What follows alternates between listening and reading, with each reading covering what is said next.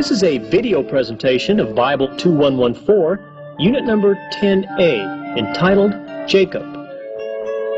As a result of this lecture, the student should be aware of the covenant made to Abraham, confirmed with Isaac, and now confirmed with Jacob, the divine working of God, and the close cultural ties between the Bible and ancient Near East material, especially as it relates to marriage and the family. And now here's your host for today's presentation, Dr. Roy Hayden.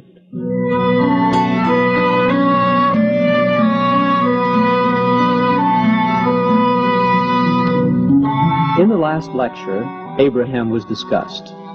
Emphasis was placed on the covenant and election. And in this lecture, these same subjects will be continued. Abraham entered into a covenant with God. The terms were established by God and included the promise of descendants, a land, and blessing for all the world's inhabitants. This same covenant was confirmed with Isaac, the son of Abraham and Sarah.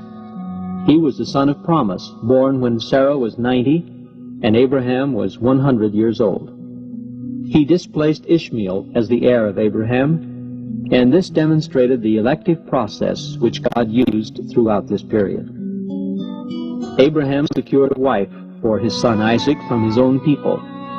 After a period of barrenness, which lasted 20 years, his wife Rebekah gave birth to twins, Esau and Jacob.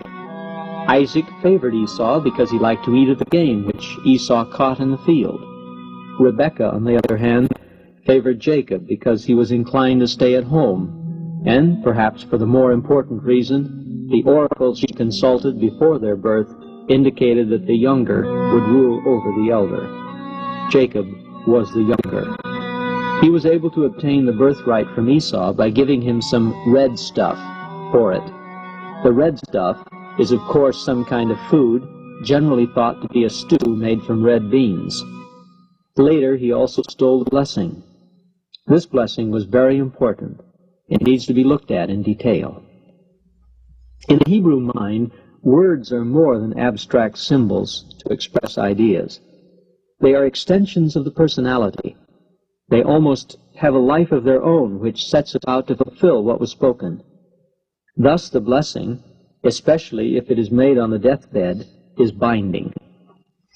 It may be thought of as prophecy, or in terms of modern psychology, the controlling principle or drive, whether conscious or unconscious, which brings about the desired end.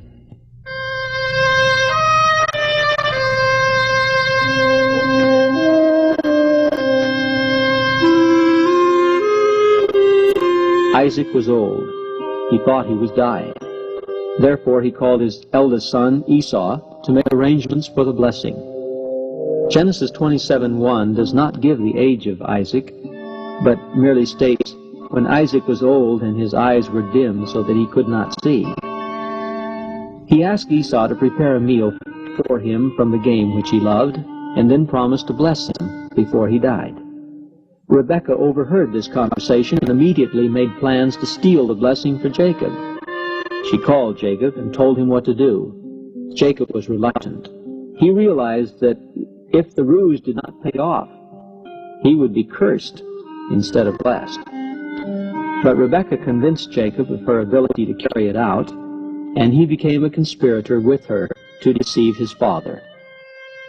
A couple of kids were prepared in a manner Isaac loved, undoubtedly camouflaged to taste like wild game, and Jacob was fixed up to feel and smell like Esau.